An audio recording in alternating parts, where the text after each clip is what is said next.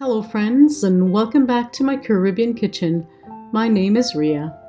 If the state of the world, the virus, and the cold, gloomy winter has left you in need of a soup that's invigorating, revitalizing, refreshing, renewing, healing, delicious and hearty, then this is the video and soup for you. I planned to make this soup over the weekend, but luckily I had already filmed it last winter. If you need this bowl of soup in your life, let's start cooking! Today I also decided to start filming a little late, so I've already added the brown sugar to the hot oil, allowed it to bubble, froth, expand and darken, and now I'm adding my bone-in beef, and I'm going to give it a good stir to combine, to allow all that nice browning we made to coat the meat thoroughly.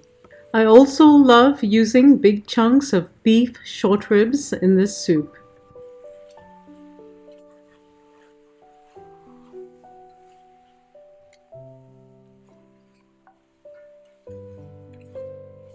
Next, we'll reduce the heat to low, cover the pot and allow the beef to relinquish its juices and cook for about 20 to 30 minutes or until semi-cooked. While the beef is cooking, low and slow, I've chopped up 6 scallions, a couple of stalks of celery, a lot of garlic, 2 small potatoes, 2 large sweet potatoes, yautia, very similar to eddoes, 2 large carrots. I also have a whole lot of pumpkin from the freezer and a small bunch of thyme. It's all about using what you have on hand and making do, transforming a few simple ingredients into the best soup you've ever eaten.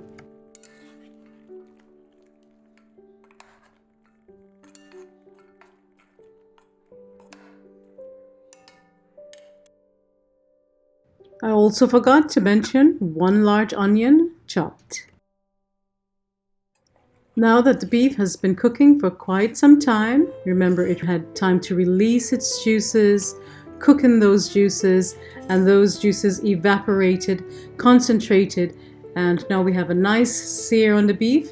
It's time to add all our chopped ingredients. We're keeping it very simple today. There is no need to season in advance. I promise you there's going to be loads of flavor. Sometimes I also add fresh corn, okra, and green fig to this soup. The struggle to turn the pot is real, so give it your best shot. Bring everything from the bottom to the top and ensure that all the veggies and all the other ingredients are also coated with that nice, lovely browning you made. If you had pre-made green seasoning, now is a good time to add a couple of tablespoons as well. And if you don't have any, don't worry, just keep moving forward. It's going to be just as delicious. And a whole 5 to 7 minutes later, I am still stirring, and that's how important this process is. You're not only combining the flavors, you want everything to have a nice sear at the bottom of the pot as well. I'll cover the pot and allow it to steam while I get the hot water ready. It shouldn't be too long. Thanks to technology and the electric kettle, the water was hot in 2 minutes. I'll pour in enough hot water to cover by 2 inches. Remember, we have to leave enough for evaporation, and we may need to add later on when we're adding the dumplings in. So you can put that electric kettle back on. As you all know by now, I keep my recipes almost all natural, clean, chemical and preservative free, so I won't be adding any bouillon cubes or any seasoning salts or things of that nature, but if that's something that works for you, you can surely add it. Keep being aware of the salt content in those ingredients before adding any additional salt to your soup.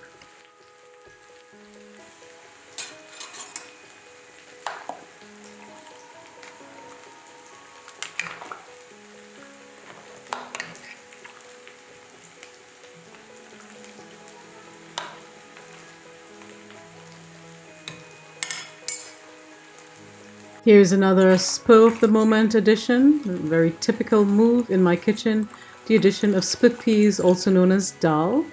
I'm going to wash it and add it to the pot, about 1 cup. Usually you'll semi-cook or boil this before adding it to the soup, but I'm being a little risky today, like I usually am. And I'm trusting and hoping that the sweet potatoes and potatoes don't melt, but from experience they haven't. So I do know I have about 40 to 50 minutes of cooking on low and slow to allow enough time for the dhal or the split peas to become tender. During that time, not only will the beef become fall apart tender, the simmering process will extract phenomenal flavor from the bones, elevating your soup and also increasing the nutrient level. It's the creation of the healing bone broth.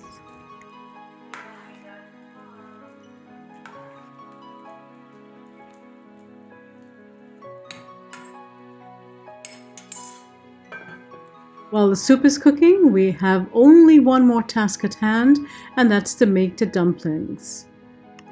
The ingredients are simple: all-purpose flour, a little bit of sugar, a little bit of salt, and warm water.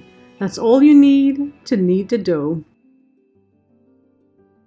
You've seen me make dumplings a couple of times, and if you need the printable recipe, it's on the blog.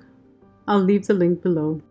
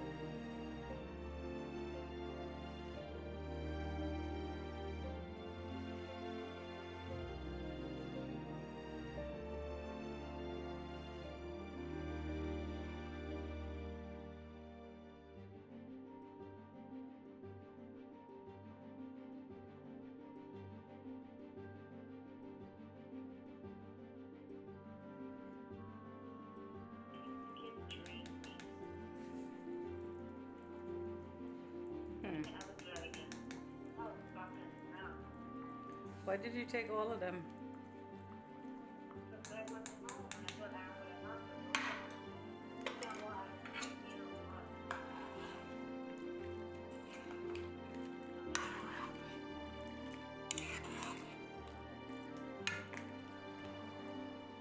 And as I alluded earlier, we do need to add additional liquid before adding the dumplings.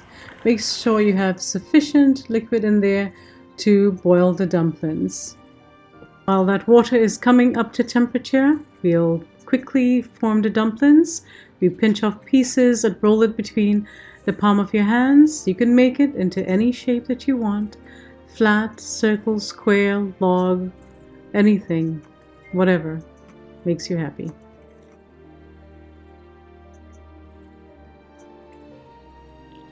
As you can see, it's a race against time here because I probably went gallivanting somewhere around the house. It's a good time to add the dumplings when everything is tender but still firm. You don't want everything melting, because do remember that once you add the dumplings, there's about 10 to 15 more minutes of cooking. And as you can see, we lucked out this time, and the sweet potatoes and the potatoes are still whole. Next, we'll add the dumplings in as expeditiously as we can, because 1, we want them to cook evenly and quickly in the same amount of time, and number 2, I'm hungry. And when one hand is not fast enough, use both hands. This is where I usually call in for backup, but unfortunately, no one was available.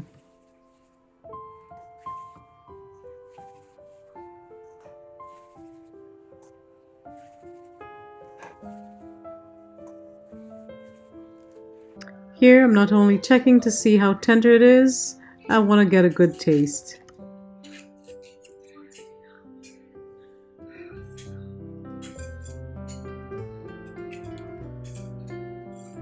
And I'm sure you know that tastes righteous, right? I can't wait to dig in, really.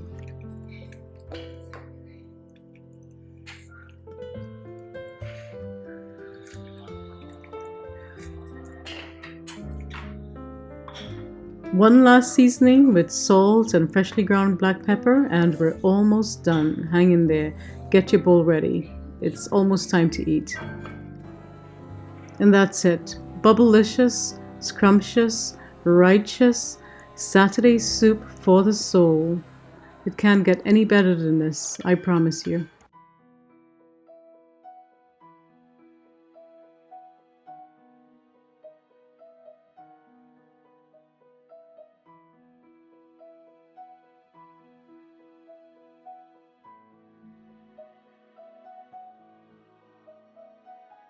Finish off with chopped scallion, cilantro, culantro, whatever herb you have on hand and whatever is your favorite, and chopped pimento or hot peppers if you wish or if available.